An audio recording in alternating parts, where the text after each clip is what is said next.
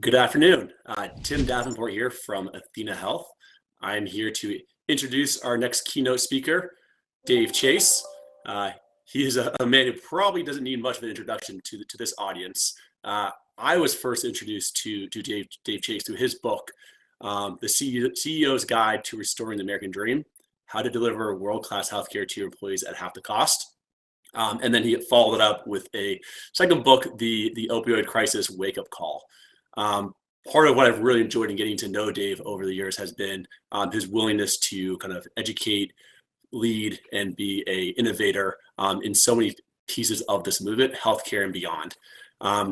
Dave Chase is the creator of Health Rosetta, co-founder of the Health Rosetta ecosystem, which really focuses on impact and investment in bringing those two concepts together.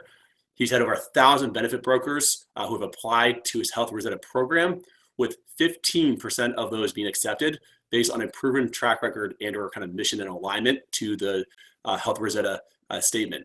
There's a ton that I can go into, but most recently, Chase has acted as a consultant to the Fox's Resident, which is helping to reshape the medical drama genre to address the implications of perverse incentives in status quo care, which is so relevant to what we're here to talk about today. And on a lighter note, I kind of learned that he was a former Pac-12 800-meter competitor. He's a father of two great kids, athletes, husband. I think that kind of just speaks to Dave as a character and as a person and a leader of this movement. So with that said, I'll get out of the way, and please welcome to the stage, Dave Chase. Thank you, Tim. I really appreciate the intro. Want to go ahead and share my screen here and actually have a little bit of history with Athena Health. Have been out at their headquarters, actually spent a few days on their founder's sailboat working on Health 3.0, which you might have heard Zubin, aka ZDoggMD, had some great working sessions with Jonathan Bush. So appreciate the support that's being provided there. Let me just take you back. I don't know if you would remember June 4th, 2010. That was the day that I published, and I believe I was the first national writer to write about DPC. I've been studying it for about a year. So you can Google health insurance's bunker buster, and you'll hear, or read some of what I have to say on DPC back then. A lot of it still applies. And then another day that you may not remember is April 13th, 2013. That was the day that the seminal paper on DPC was published. That was written by me, published by the California Healthcare Foundation. And you might ask yourself, what's a, tech guy, former runner, whatever I am, why am I so obsessed with direct primary care? And the short version is, I go into this in my book in some more detail, and I'll have a link for a free download of that later on. But I go through the story. The abbreviated version of that story is, unfortunately, by the time I was 40, I'd had 10 friends my age or younger die. And obviously, those are all rough situations. But the last one was particularly brutal. And it was fundamentally a complete system failure. And I'd realized I'd been part of that system. And I wanted to get some good out of a bad situation. So I just started on the scavenger hunt as the late 2000s. Like, we're a nation of problem solvers. Who's actually solved this problem? And you ask enough questions, sooner or later, I found direct primary care. I happen to be, have my roots in Seattle and met Garrison Bliss. And so that led to, meeting Ruchika Fernandopoulos. And at a certain point, you're like, oh my gosh, like, this dystopian status quo system is such a contrast to near utopia when you have the right model. And so that led to this longer journey that I'm on with having started Health Rosetta. And really our purpose is empowering community-owned health plans. And you can and we define community in any level. A community can be an employer, it could be a place-based, it could be a union, and those are kind of fractals in a bigger whole. But if you flip those words on their head, that basically describes the status quo healthcare system. Disempowering, Wall Street rented sick care plans. That's what we have. And you all that are doing DPC are basically the saviors of that. So I'm going to go through a little bit of how we look at this issue. And one of the things that was very evident to me, we're not lacking in compassionate, smart, gratification delaying physicians. You know, we heard Julie's story earlier.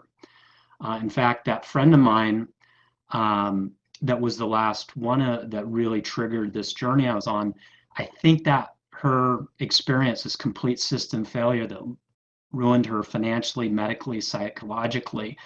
I think that was in the same hospital, coincidentally, that Julie worked in. There's probably one of two hospitals or health systems in her area. And what I often say is healthcare is not expensive. After all, clinicians are only getting 27 cents of every dollar. Docs are only getting 8 cents of that. What's expensive is profiteering and price gouging, administrative bloat, fraud, and that's what we get rid of with what we're doing. And so I'll lay out how we look at it. And this is the fundamental issue. We are spending more than enough money to not only fund world-class healthcare, but to fund 80% of what drives health outcomes. And that's really why we exist, to sort of right this wrong. And you see all these things that, you know, you don't expect it to be a one-to-one relationship.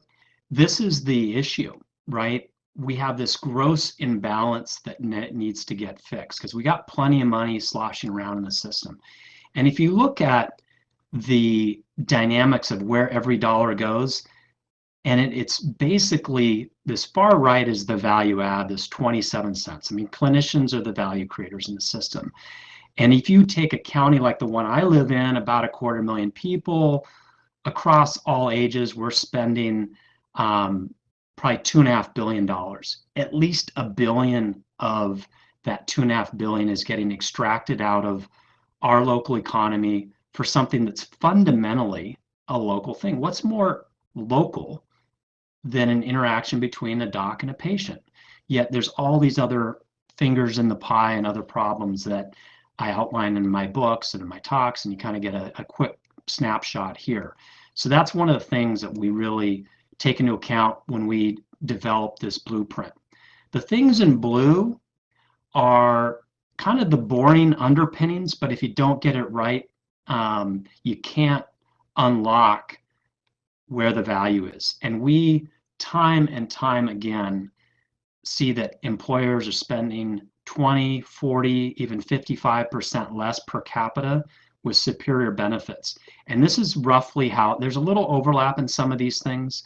And you'll see value-based primary care is just, it's hard to come up with a great term that's an umbrella, but it's kind of the umbrella term over proper primary care, direct primary care, good near-site, on-site clinics, clinics like Iora Health, and so on. And so I go into a lot more detail on our website and the books about this, but this is the key. And I'll drill into how we actually get to this, because most organizations aren't going to rip off the Band-Aid super quick. And this kind of goes through, and we've got lots and lots of case studies. This is the amazing thing, is if you go to our website, we make both a true and aspirational statement. We say healthcare is fixed. Join us to replicate the fixes. The point is, all of the solutions to fix healthcare have already been invented, they've already been proven, and they've been modestly replicated. Our puzzle isn't coming up with the solutions, it's how do we replicate those. And so, again, in my recent book that just came out in the last couple of days, I really go through the system change model and what are the lessons we can learn from other past massive scale changes, you know, things that lifted tens of millions of people out of poverty in India and things that are remaking the food system in the US. We can draw on those lessons. We can draw on lessons like from LEAD in the built environment. That's actually a pretty interesting analogy that, you know, the built environment is sort of like healthcare. It's very local, very entrenched, and it's fundamentally transformed over the last 20 years.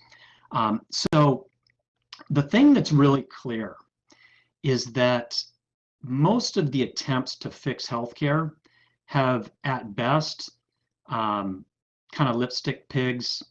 They've paved cow paths. They've done little tweaks around the edges. You look at the status quo plans, they've got 15 so-called fixes to having, our industry having destroyed primary care. I'm like, hey, how about we just fix primary care?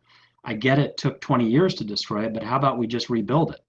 So that's one of the reasons why, I tallied it up, my 3 books mention primary care 343 times.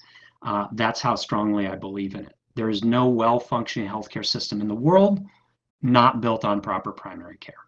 So the old model is that usually hasn't even worked that well, is this kind of like work, and then supposedly there's this Big Bang theory where you get that. We think there's a better way. And the way we do that, really picking up on this local theme, is take it step by step. So I'm going to go through 5 steps. 4 of the 5 steps are invisible or clearly a positive to the members. And so people are worried about disruption to a plan. I say, well, this isn't very disruptive if 4 of the 5 steps are invisible or a clear positive. In fact, I really take issue with this whole notion of disruption. And sometimes people call me a disruptor. I'm like, I'm not a disruptor. I'm a restorer. I'm a restorer of the American dream. You want to talk about disruption? Talk about the fact that we're the undisputed world leaders in medical bill-driven bankruptcy, and 70% of those people had so-called insurance. That sounds pretty disruptive. We saw the video from Marty earlier on.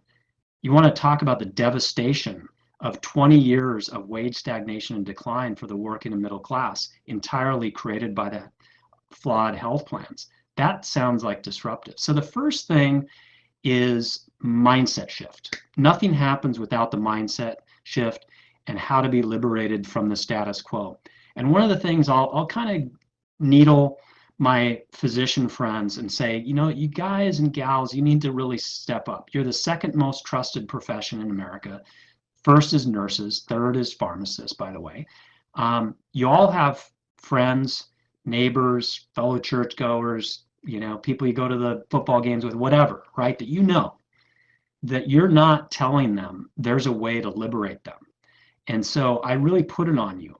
And we haven't found a setting that this doesn't work. Rural, urban, public companies, private companies, large, small. I just have a few logos. We have case studies coming out our ears now. And so when you do this, this is the kind of savings you can get. But until there's that mindset shift, nothing happens. And again, if you want any of these case studies, happy to provide them. So that's kind of the first step. You see, it's kind of this step stair. Really nothing happens until that mindset shift happens. The second step is kind of that blue stuff I had in that diagram. That's kind of boring stuff. Getting the right benefits consultant. Unfortunately, they are merely, in most cases, just sales agents for the carriers. They, unfortunately, are typically representing themselves as though they're representing the buyer, but they're paid by the seller. So you have catastrophic conflicts of interest and lack of disclosure. This little form here, this is the advisor disclosure form. We found up to 17 undisclosed revenue streams the employer had no idea about. There's an advisor code of conduct. There's a plan sponsor bill of rights. These things are from outside the industry, seem kind of like motherhood and apple pie, but they're pretty much a 180 from the status quo. So you can get some savings. Copper State, for example, they saved $1,000 per employee per year just by getting rid of the crap. All these conflicts of interest, junk fees, and just kind of watching things.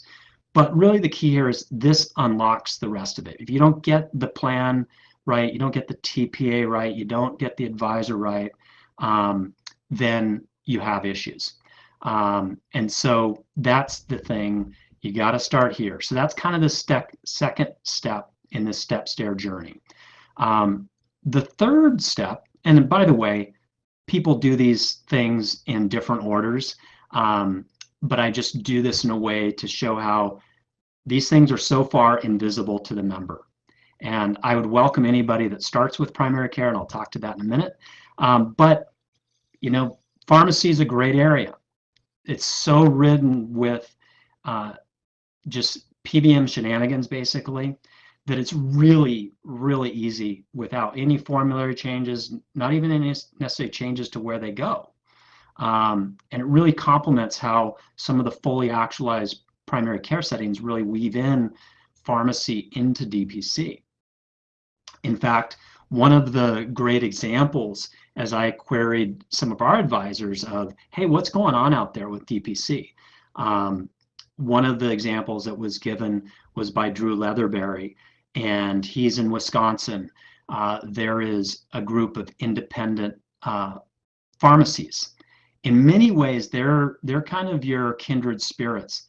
They've been getting screwed at least as bad as primary care by the big chains and the PBMs, and yet there's still 21,000 of them. They're survivors, but they're putting in a great collaboration between proper primary care and the fact that the pharmacies have exam rooms and they're weaving in with local docs and virtual docs. It's pretty interesting what they're doing. But one of the things is the savings are so significant by getting rid of all the games in pharmacy procurement that it can easily pay for DPC. So you look at the state of New Jersey, in the first 3 years, they saved $1.6 billion for their state employee health plan. Caterpillar, really the only thing that they've done is change their pharmacy procurement for now about a dozen years. They haven't seen overall healthcare costs go up in that entire time just by getting smart on pharmacy. Pacific Steel and Recycling, they went from spending over $8 million on health benefits to under $3.5 million. One of, probably about 20-25% of that was getting the pharmacy part right. So it's a nice way to, again, can be invisible to the member. Maybe the only thing that they will notice is cost sharing went down. So that's kind of the third step that people can go through. And then now, right, the great ta-da, add proper primary care. You bet you can get some direct savings, but it unlocks a lot of other things. You can't surprise bill, you can't price gouge on a hospitalization, ER visit, a surgery that never happened. We know, that was one of the things I learned early on from Garrison, like they were reducing unnecessary ER visits and surgeries 30 to 50%. You look at some of the case studies we have here, incredible. These are all organizations. Well, the 3 of the 4 are ones that have seen their spending drop by 50% relative to their peers. The Pipe Trades Union, it's sort of like Caterpillar, but in the primary care only area, where the only thing they've really done is do proper primary care, and they haven't seen overall healthcare costs go up in a decade. This is a union of 16,000 members. So incredible things. The other example I was going to give you, as I queried some of our advisors, was in North Carolina. There's one of our advisors is working with the Law Association and the statewide Chamber of Commerce. They're have already started on the journey of putting proper health plans with DPC, ideally, in 2,000 businesses. So some really great stuff going on, very different than what we saw even just a few years ago. So that's the 4th step. Of course, you're very familiar with that one. The final one is, you have the session that was done by the Milliman gentleman, talks about, there's a stratification of spend. This is where the biggest value extraction is happening with, PPOs might have made sense at one time. They're just a value extraction device now.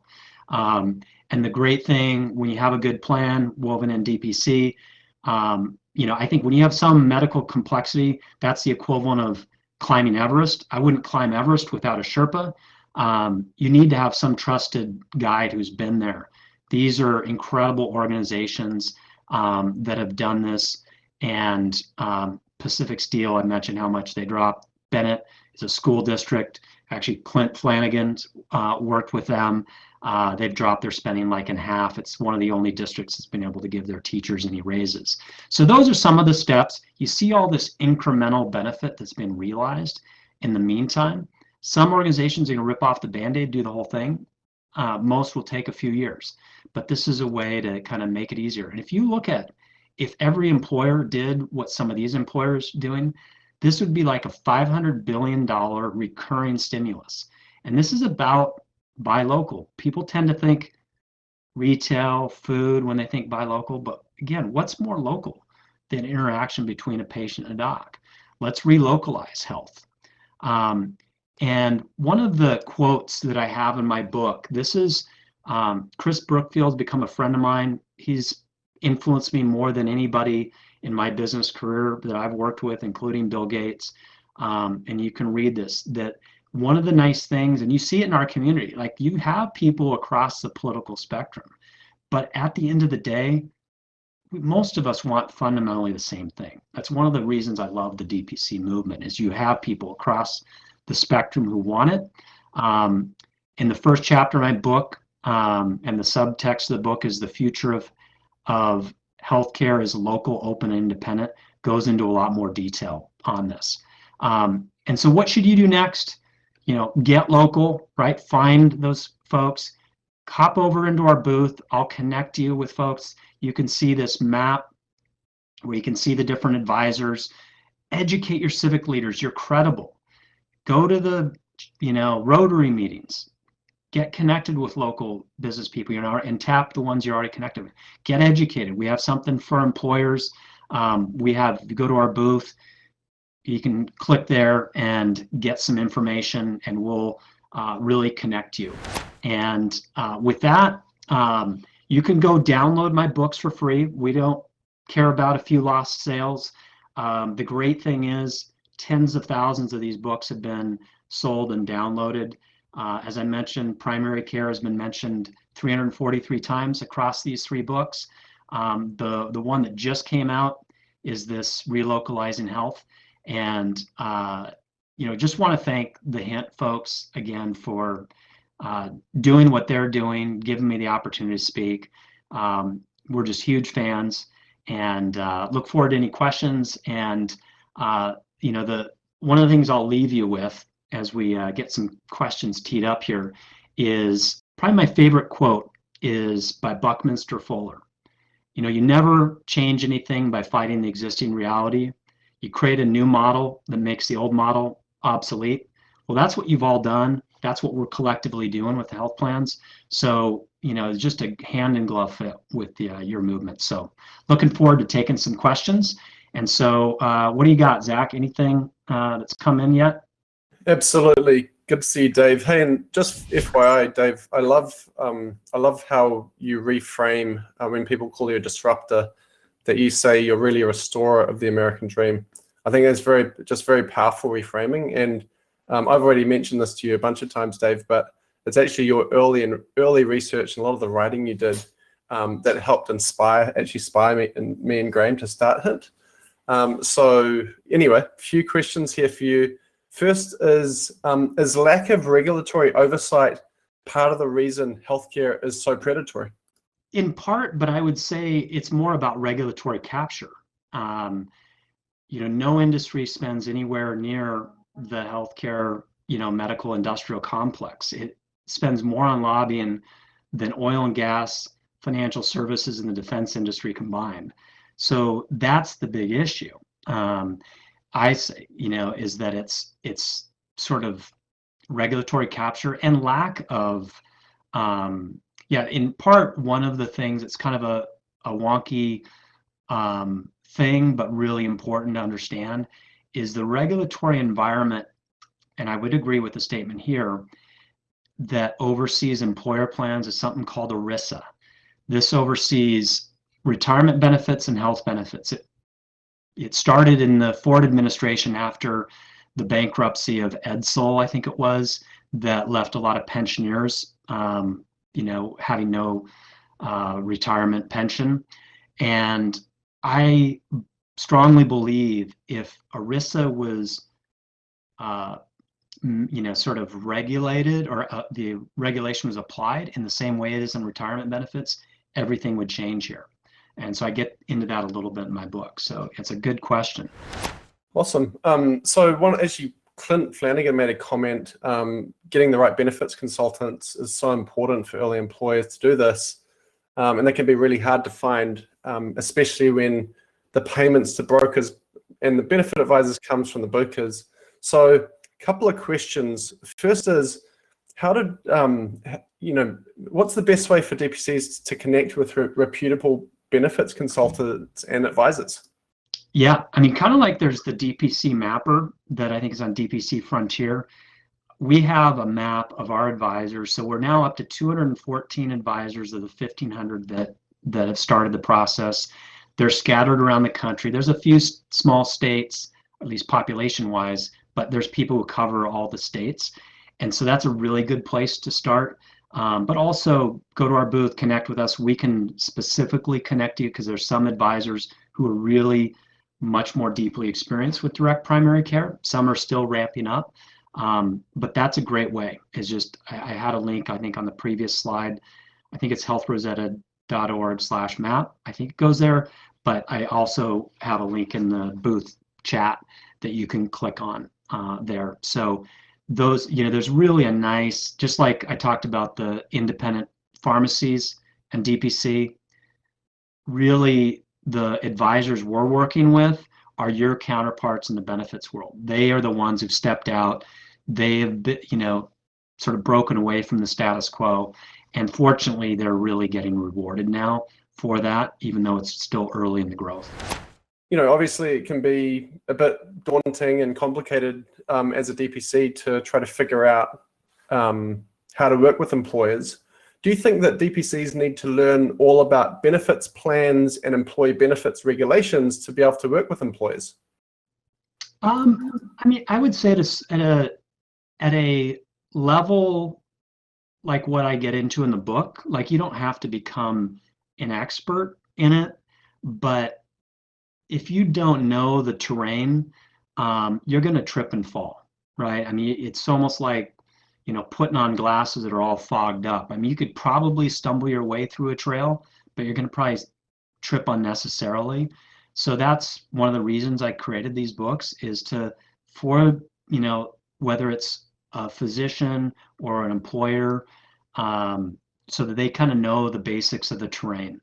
And bit by bit, they'll learn more and more. You look at somebody like a Clint Flanagan, I'm sure Clint would tell you he knows a lot more about the employer market than he did 5 years ago, even though he was doing great stuff 5 years ago. So from an unnamed advisor in Tyler, Texas, and so feel free to dodge this question, but who is your favorite Health Rosetta pioneer consultant? I was trying to decide if I asked you this, but you know what? All my children / advisors are my favorites, but I will say, and this is really important, Tyler, Texas. We see this rule of threes that's happening in Tyler, in that in a given locale, if I go off my numbers, there's 226,000 businesses, 50 to 5,000, which is kind of the sweet spot. And so typically a market tips with 10%. So we'll call that 22,000 and change. If you break that down to the 775 towns that are, I think, 50,000 or more, Tyler's a good example. I think they're about 100,000. This rule of threes applies, where you get 3 employers in a given locale, nobody notices, but you're really figuring out the local landscape, whether you're a DPC or a health plan. Then when you get to 9, nobody notices though. When you get to 9, some people start to notice. Some of the hospitals or ambulatory surgery centers are starting to get familiar with these plans, and some of them are changing their processes. When you get to 27, like Rachel Means in Tyler, Texas, it's game over, right? The CEOs, like in Tyler, Texas, with physicians like Jeremy Smith, working closely with Rachel Means, who's a Health Rosetta advisor. Like at a certain point last year, Rachel had to stop the new client spigot. It was just overflowing. She's now staffed up and can handle that. But you have all these CEOs who are spending 40% less with superior benefits. They can't keep their mouth shut. And so that's the system, the essence of the system change model. It's not about one thin layer around the country. So you go deep in your community, like Rachel and Jeremy did.